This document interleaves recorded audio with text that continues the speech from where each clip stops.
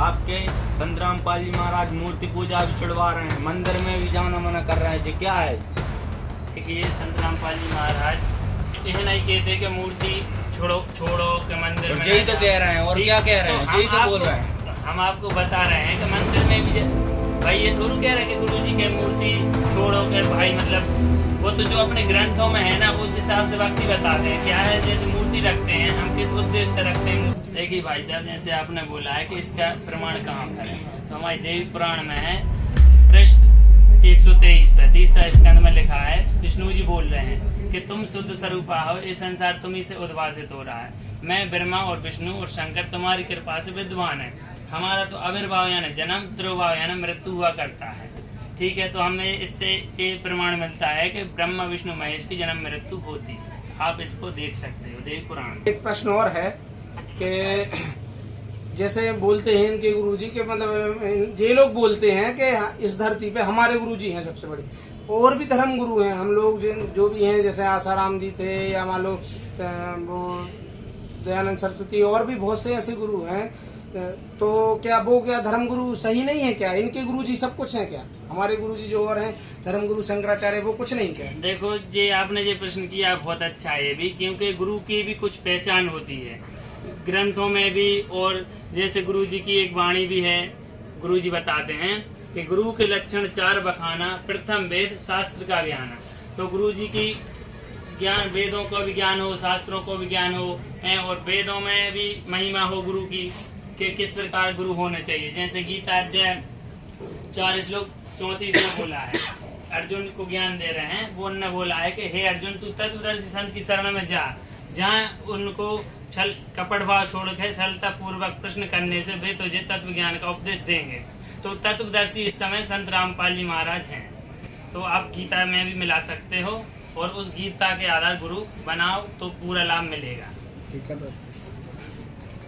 भैया मैं उधर से आ रहा था अपने घर से, मैंने सुना है कि आपके भगवान जो रामपाल जी महाराज हैं, उन्होंने बोला था कि हम मतलब तीनों देवी देवताओं की भक्ति छुड़वाते हैं। और मैं आपके आश्रम में आया तो मुझे पता पड़ाएगा, तो एक पेम्पलेटर देखा था मैंने, उस पर लिखा था कि तीनों देवा कमल दल बसे, ब्रह्मा विष्णु महेश, और प्रथम इनकी वंदना फिर सुन सदगुरु उपदेश। इसका मतलब क्या है कि पहले मैं बाहर सुनता हूँ, उसमें ऐसा बताते हैं कि आपके भगवान ये रामपाल जी महाराज हैं, वो देवी देवताओं की भक्ति छुड़वाते हैं, और आश्रम में पेम्पलेटर लगा के बता रहे हैं कि हम इनकी भक्ति बता रहे हैं, और मतलब आपके शास्त्र अनुकूल भक्ति बता रहे हैं। ऐसा क्या है? देखिए भाई, जैसे आपने अभी वाणी बोली है कि तीनों देवा कमल दल बसे, ब्रह्मा विष्णु महेश, प्रथम इनकी वंदना फिर सुन सदगुरु उपदेश। तो हमें इसी वाणी से ये सिद्ध होता है कि संत रामपाल जी महाराज इनकी भक्ति छुड़वाते नहीं बल्कि सही तरीके से करवाते हैं। जो हमारे शास्त्रों में जब प्रथम इनकी वंदना, मतलब पहले इन्हीं की वंदना बता रहे, फिर सुन सदगुरु उपदेश। तो संत रामपाल जी महाराज सही तरीके से हमारे शास्त्रों के आधार से इनकी भक्ति करवाते हैं। मुझे कुछ प्रमाण मिल सकता है कि आपके गुरु जी किस हिसाब से मतलब सही विधि को बता रहे हैं? आपके संत रामपाल जी महाराज मूर्ति पूजा भी छुड़वा रहे हैं, मंदिर में भी जाना मना कर रहे हैं जी, क्या है? देखिए संत रामपाल जी महाराज यह नहीं कहते कि मूर्ति छोड़ो के मंदिर में, यही तो कह रहे हैं और क्या कह रहे हैं, यही तो बोल रहे हैं। हम आपको बता रहे हैं कि मंदिर में भी भाई ये थोड़ा कह रहे हैं कि गुरुजी के मूर्ति छोड़ो के भाई, मतलब वो तो जो अपने ग्रंथों में है ना उस हिसाब से भक्ति बताते हैं। क्या है, जैसे मूर्ति रखते हैं हम किस उद्देश्य से रखते हैं मूर्ति, आप बता सकते हो? क्योंकि मूर्ति गुरुजी बताते हैं, मूर्ति जो रहती है गुण बताती है कि ऐसा भगवान है। हमें ये नहीं है कि उस पर दृढ़ होकर विश्वास करके भक्ति करें, क्योंकि वो तो भक्ति तो जो ग्रंथों के हिसाब से जो मंत्र दिए हैं उनके आधार से भक्ति करते हैं। जैसे हम अभी वाणी चल रही थी जो कि तीनों देवा दिल में बसे, ब्रह्मा विष्णु महेश, प्रथम इनकी वंदना फिर सुन सदगुरु उपदेश। तो गुरुजी बताते हैं जैसे अपने अंदर जो कमल बने हैं, गुरुजी बताते हैं, तो इनकी जो मंत्र देते हैं संत रामपाल जी महाराज, तो जैसे शंकर जी, ब्रह्मा जी, शिव जी, इनकी जो भक्ति करते हैं उनके मूल मंत्र देते हैं। तो जब हम वो मंत्र करते हैं तो वो भगवान यहाँ से भी सुन सकते हैं। जैसा कि आपने बताया अभी मूर्ति पूजा की तुम बोल रहे हो कि दृढ़ होकर नहीं कर सकते, क्यों नहीं कर सकते? हमारे जो पंडित लोग हैं, जितने ग्रंथ, जो वेद पुराण, जो गीता सब पढ़े हुए हैं, जो क्या झूठ बोल रहे हैं, जो करवा रहे हैं, रखी हुई हैं जिनको जितने बड़े बड़े मंदिर हैं। आप खुद बताइए, जैसे शंकर जी का मूल मंत्र जो है, जैसे आपका नाम क्या है? आपका नाम बताइए। महेंद्र लोधी। अब महेंद्र लोधी है, मैं आपसे अभिषेक लोधी कहूँगा, आप सुन सकते हो? बिल्कुल नहीं। तो महेंद्र लोधी कहूँगा जब सुनोगे ना, तो हमारे जो ग्रंथों में शंकर जी ब्रह्मा जी के जो मूल मंत्र हैं, जो वो संत रामपाल जी महाराज बताते हैं, हम उनका जो बताते हैं गुरु जी, उस हिसाब से भक्ति करते हैं, तो वो सुनते हैं। जैसे कबीर साहब बताते हैं, उनकी वाणियों में भी लिखा है, हमने पढ़ा है, जैसे आप मूर्ति पूजा और कुछ भी बोलते हो, उसमें लिखा है, कबीर साहब बोलते थे कि पत्थर पूजे हरि मिले तो मैं पूजूं पहाड़, जैसे तो चक्की वाली पीस का संसार। जैसे आप जैसे पत्थर को पूजते हो, तो पत्थर पूजे का हरि मिलते तो परमात्मा बोल रहे हम पहाड़ पूजें, जैसे तो उम्र चक्की वाली जो पीस का संसार। तो भाई जो परमात्मा बोलते हैं, हमें उसके आधार से भी चलना चाहिए। और इससे ये भी सिद्ध हो रहा हो कि पत्थर पूजे से भगवान नहीं मिल सकता भाई, भगवान के जो मूल मंत्र हैं उनसे ही भगवान की प्राप्ति हो सकती है। भाई सीधी सीधी बात है, हमारे गुरुजी कहते हैं कि मूर्ति गलत नहीं है, मूर्ति की पूजा गलत है। मूर्ति को हम भगवान के रूप में देख सकते हैं, उससे हमें भगवान की याद बनी रहती है, वो हमें लाभ नहीं दे सकती। जैसे हम बीमार हुए, हम डॉक्टर है, अब उस डॉक्टर की मृत्यु हो जाए, उसकी फोटो टांग दे, मूर्ति रख दे, वो दवा कर देगा क्या? बिल्कुल नहीं करेगा। तो हमारे गुरुजी इसीलिए कहते हैं कि मूर्ति की पूजा नहीं करनी। ये जैसे हमने देखा है, अभी इतिहास भी है, जैसे सरकार भी बहुत प्रयास कर रही है कि हमें दहेज ना लेना चाहिए, और कई ऐसी शादियां भी करवाते हैं, खैर अभी तक वो कामयाब नहीं हुआ है। जो कि संत रामपाल जी महाराज आज ऐसा समाज तैयार कर रहे हैं जो कि दहेज ना लेते हैं और ना देते हैं, ना कोई आडंबर, ना डीजे, ना घोड़ा, ना कोई बारात, सिंपल तरीके से। जैसे हम पहले कहते थे कि शादी, तो आज गुरुजी ने वो शादी का अर्थ भी बता दिया कि शादी यानी शादी सिंपल ही होती है। जो कि आज आपने देखा होगा, यहाँ भंडारे में आप आए होगे, आपने देखा होगा यहाँ शादी किस प्रकार से होती है। वाणी में रमेणी कहते हैं। जैसे कि आप आए होगे तो आपने देखा होगा कि कल यहाँ जो गुरुवाणी में रमेणी बोलते हैं, तो कल 51 जोड़ा का विवाह हुआ था, जो कि 17 मिनट में शादी हो जाती है। तो आपने कल मेरा कहना ये है कि हमारे गुरुजी जो रमेणी कराते हैं, तो ये आज के गुरुजी के समय से ठीक है, गुरुजी के विचार से। क्या है, पहले लोग शादी करते थे तो उसमें कर्ज हो जाता था लड़की के माँ बाप पे दहेज के लिए। अब हमारे गुरुजी जो रमेणी कराते हैं, उसमें ना तो कोई दहेज देना है ना लेना है, तो इसलिए ये रमेणी कराते हैं हमारे गुरुजी। और हमारे गुरुजी ने कल ही 51 जोड़ों का रमेणी विवाह किया है दहेज मुक्त, जिसमें 1 रुपए का ना लेना होता है ना देना होता है।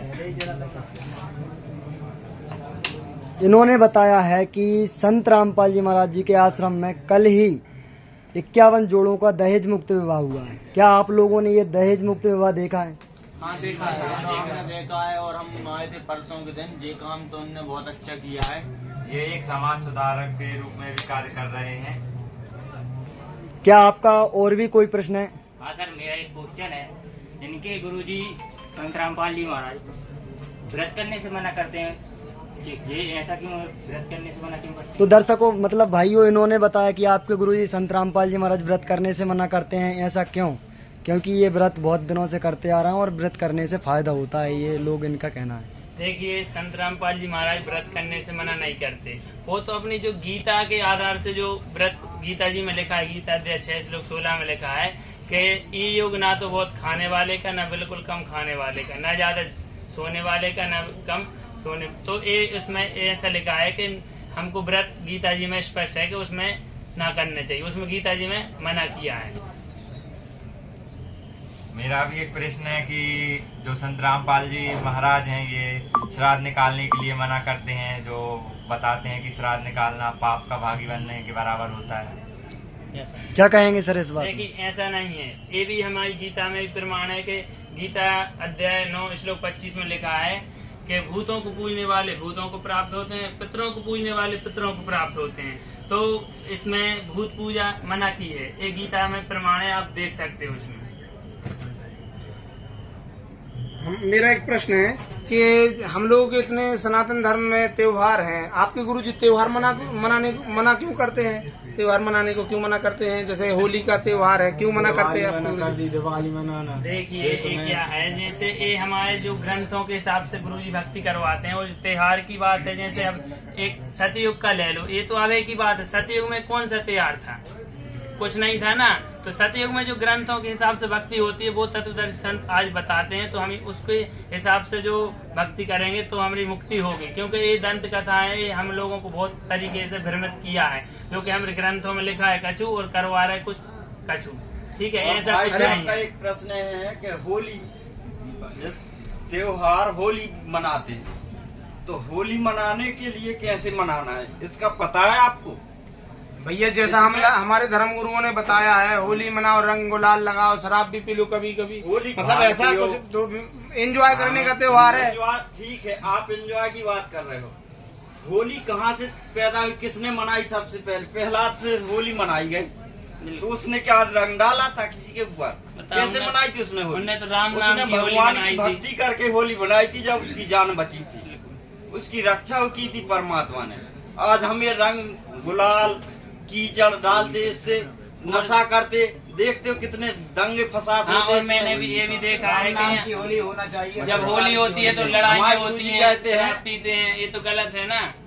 अरे तो जो हमारे सनातन धर्म में चला आ रहा है, धर्म गुरु क्या है, थोड़ी झूठ बोल रहे हैं। आपके गुरुजी तो अभी से ज्ञान बांटना शुरू किया है। हमारे धर्म गुरु तो सनातन धर्म में सतयुग त्रेता द्वापर कब से चला आ रहा है, जब से चल रहा है सब कुछ। देखिए गुरुजी वही तो है, आप तो गुरुजी तो अब हैं, आप बोलते हो कि अभी से ज्ञान चला रहे। हमारे ग्रंथ तो पहले के हैं ना, तो गुरुजी तो ग्रंथों का बता रहे हैं ना, जो पहले के हैं उन्हीं के आधार से तो बता रहे हैं भक्ति करने के लिए।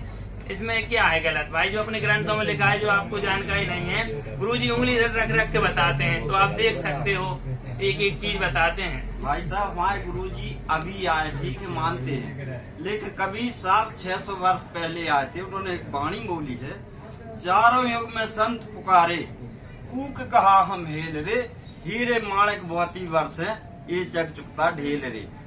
चारों युग में परमात्मा आते हैं, संत के रूप में आते हैं, सब जनता को ज्ञान दे के चले जाते हैं, भक्ति को वो सुचारू करके चले जाते हैं। और इस समय ये प्राइम टाइम है, बिजली पीढ़ी का समय है, ये मोक्ष का समय चल रहा है, ये स्वर्ण युग है, इस समय भक्ति का युग है भगत जी। और कबीर साहब ने बोला था कि कलयुग बीते 5505, जब मेरा वचन ये होगा साचा। तो ये अब समय आ गया है, तो अब ये हो रहा है, ठीक है। और देखियो एक बात है, आप लोग हम लोगों की आत्मा को ठेस पहुंचाते हैं आप लोग। जैसे हम लोग अच्छे, मतलब हमारे धर्मगुरु बोलते हैं राधे राधे, हरे राम हरे कृष्ण, आप लोग बोलते हैं बोलना नहीं, भगवान का नाम है, वो तो भगवान का नाम तो लेंगे, हमारे भगवान है, तो उसको मना क्यों करते हैं आपके गुरुजी? जैसे आप बताइए कि आप राधे राधे, जैसे अपन ग्रंथों को मानते हैं, ठीक है, तो जैसे हमारी गीता जी में ये राधे राधे कृष्ण राधे राधे श्याम मिला दे, ये कहीं नहीं लिखा, ठीक है।